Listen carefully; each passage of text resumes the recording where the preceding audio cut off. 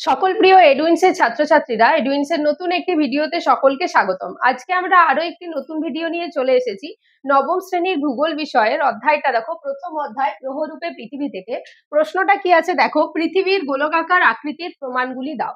দেখো, বিংশ শতকে পৃথিবীর যে গোলাকার তার প্রচুর প্রমাণ পাওয়া গেলেও কিন্তু যে আগেকার দিনে অর্থাৎ প্রাচীন যুগেও কিন্তু পৃথিবী যে গোলাকার তারও প্রচুর প্রমাণ পাওয়া গেছে।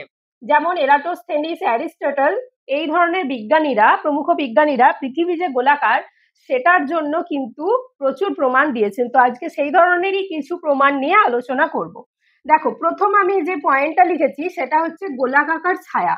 গোলাকার ছায়া কেন লিখেছি দেখো, চাঁদ আর পৃথিবী যখন এক সরল রেখায় আসে, অর্থাৎ যখন চন্দ্রগ্রহণ হয়, পৃথিবীর ছায়া চাঁদের উপরে পড়ে। এই যে পৃথিবীর ছায়াটা চাঁদের উপরে পড়ছে, তখন কিন্তু চাঁদের উপরে আকৃতিটা গোলাকার দেখায় পৃথিবীর, অর্থাৎ যে ছায়াটা পড়ছে পৃথিবীর সেটা গোলাকার ছায়া। একটা গোলাকার বস্তুর ছায়া কিন্তু গোলাকার আকারেরই হয়। তো এর থেকে বোঝা যায় যে পৃথিবী কিন্তু গোলাকার। তাহলে গোলাকার ছায়ার মাধ্যমে কিন্তু প্রমাণ পাওয়া গিয়েছিল। পরের পয়েন্টটা দেখো, দূরবীক্ষণ যন্ত্র। বিজ্ঞানীরা দূরবীক্ষণ যন্ত্রের সাহায্যে কিন্তু সৌরজগৎ অর্থাৎ সৌরমণ্ডলের যে বিভিন্ন গ্রহগুলো আছে তার সেগুলো দেখেছেন দূরবীক্ষণ যন্ত্রের মাধ্যমে। সেগুলো দেখতে গিয়ে দেখেছেন ওই গ্রহগুলোও কিন্তু গোলাকার, অর্থাৎ পৃথিবী ছাড়াও যে গ্রহগুলো আছে অর্থাৎ বৃহস্পতি, শনি, বুধ, মঙ্গল এই গ্রহগুলো কিন্তু গোলাকার। তাহলে ওই গ্রহগুলো গোলাকার হওয়ার সাপেক্ষে এটাই প্রমাণ পাওয়া যায় যেহেতু পৃথিবীও কিন্তু আমাদের একটা গ্রহ, তাই পৃথিবীর আকৃতিও কিন্তু গোলাকার। পরের পয়েন্টটা দেখো, সূর্যোদয় ও সূর্যাস্ত। আমরা কি জানি দেখো, পূর্ব দিকে সূর্য ওঠে এবং পশ্চিম দিকে অস্ত যায়, অর্থাৎ সূর্যোদয় ও সূর্যাস্ত এইভাবে হয়।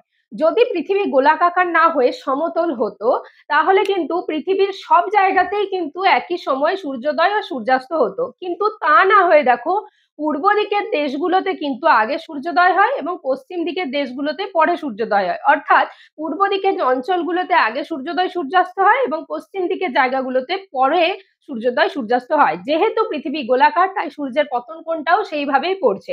তাই এর থেকে বোঝা যায়, অর্থাৎ সূর্যোদয় ও সূর্যাস্তের মাধ্যমেও কিন্তু বোঝা যায় পৃথিবী গোলাকার।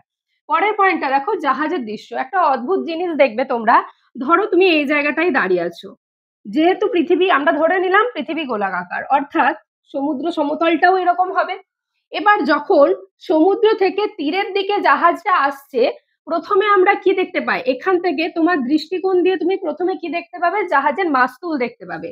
তাহলে এটা যদি জাহাজ হয় তাহলে জাহাজের মাস্তুলটা আগে আমরা দেখতে পাবো, তারপর দেখতে পাবো জাহাজের বাকি বডিটা এবং শেষে অবশেষে আবার যে মাস্তুলটা আছে সেটা দেখতে পাবো। তাহলে প্রথমে কি হলো, তুমি দৃষ্টিকোণ অর্থাৎ তোমার দৃষ্টি দিয়ে তুমি প্রথমে কিন্তু দেখতে পেলে জাহাজের মাস্তুল। যত জাহাজটা এগিয়ে আসবে অর্থাৎ যখন জাহাজটা এই পজিশনে আসবে তখন কি দেখতে পাবো, জাহাজের অর্ধেক বডিটা দেখতে পাবো, অর্থাৎ এই পোর্শনটুকু দেখতে পাবো। আর একটু যখন এগিয়ে আসবে জাহাজটা অর্থাৎ তীরের দিকে চলে আসবে তখন কিন্তু জাহাজের পুরো বডিটাই আমরা দেখতে পাবো। তাহলে কি হচ্ছে যে জাহাজের দৃশ্য অর্থাৎ জাহাজটা দেখে বোঝা যাচ্ছে যে পৃথিবী কিন্তু গোলাকার। যদি এটা গোলাকার না হয়ে ধরো এটা সমতল হতো আর তুমি যদি এই জায়গায় দাঁড়িয়ে থাকতে, তাহলে জাহাজটাকে কি এরকম দেখতে পেতে না, কি দেখতে পেতে, পুরো জাহাজটাকেই কিন্তু একভাবে চলে আসতে দেখতে পেতে। তাহলে এই যে জাহাজের দৃশ্য এটার মাধ্যমেও কিন্তু বোঝা যায় পৃথিবী গোলকাকার। পরের পয়েন্টটা দেখো, দিগন্ত রেখা। দিগন্ত রেখা অর্থাৎ ধরো তুমি পর্বতের উঁচু জায়গাতে বা কোনো খোলা মাঠে, অনেক বড় একটা খোলা মাঠে তুমি দাঁড়িয়ে আছো, তখন কি দেখতে পাবে যে মাঠটা যেখানে গিয়ে শেষ হচ্ছে অর্থাৎ মাঠের যে দিগন্ত রেখাটা সেখানে কিন্তু আকাশ অর্থাৎ যে উপরিপৃষ্ঠটা আকাশটা সেখানে শেষ হচ্ছে। অর্থাৎ এটা যদি মাঠের শেষ প্রান্ত হয় এখানেই মনে হবে যেন আকাশটা মিশে গেছে। এই যে রেখাটা এটাকেই বলছে দিগন্ত রেখা। এরোপ্লেন থেকে, উঁচু পর্বত থেকে বা উঁচু জায়গা থেকে কিন্তু এই দৃশ্যটা আরো বড় দেখা যায়। এর মাধ্যমেও কিন্তু বোঝা যায় পৃথিবী গোলকাকার। পরের পয়েন্টটা দেখো,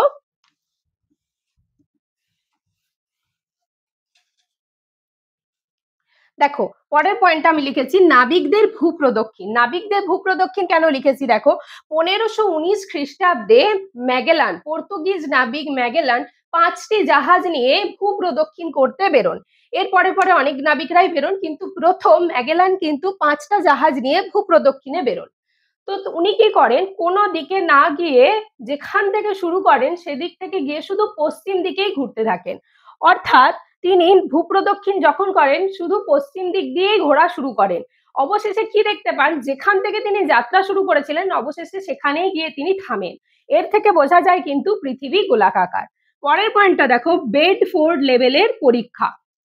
1870 সালের দিকে এই যে বেডফোর্ড নামে একটা খাল ছিল, যেখানে আর এস নামের এক বিজ্ঞানী কি করেন, আর এস ওয়েলেস নামের বিজ্ঞানী কি করেন, এই বেডফোর্ড খালে একটা পরীক্ষা করেন। কি করেন উনি দেখো, প্রতি 1 কিলোমিটার অন্তর তিনি একটা করে কলার যে ভেলা হয় সেই ভেলাতে কিন্তু একটা করে লম্বা বাঁশ পুঁতে দেন। ঠিক আছে, ধরো উনি এখানে দাঁড়িয়েছিলেন, এটা ধরো বেডফোর্ড খাল, তিনি 1 কিলোমিটার অন্তর করে একটা করে খুঁটি পোতেন প্রত্যেকটা কলার ভেলাতে, এরকম করে 3টি তিনি ভেলা তিনি ওই জলে ভাসিয়ে দেন 1 কিলোমিটার অন্তর অন্তর। যখন তিনি 3টে ভেলা ভাসিয়ে দেন, প্রথম ভেলাটা ধরো, প্রথম ভেলাটা এখানে ভাসিয়ে দেন, এই ভেলাটা 1 কিলোমিটার যাওয়ার পরে এখানে একটা ভাসে, আবার 1 কিলোমিটার পরে এখানে একটা ভাসে, প্রত্যেকটা খুঁটি কিন্তু সমান মাপের ছিল।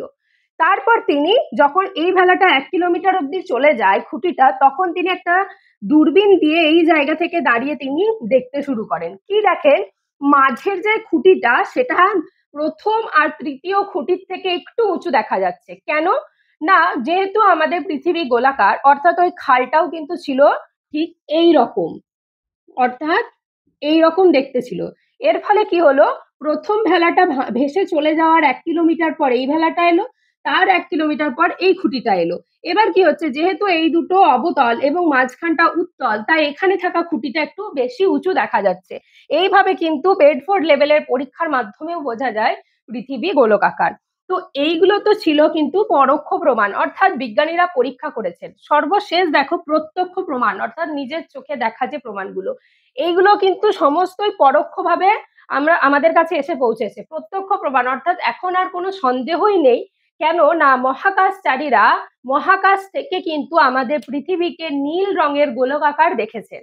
এর মাধ্যমেই কিন্তু বোঝা যায় আমাদের পৃথিবী গোলকাকার, এটা তার স্বচক্ষে প্রমাণ। অর্থাৎ আমাদের মহাকাশচারীরা কিন্তু মহাকাশ থেকে দেখে বুঝতে পেরেছেন পৃথিবী উজ্জ্বল নীল রঙের এবং বাকি গ্রহদের মতোই গোলাকার।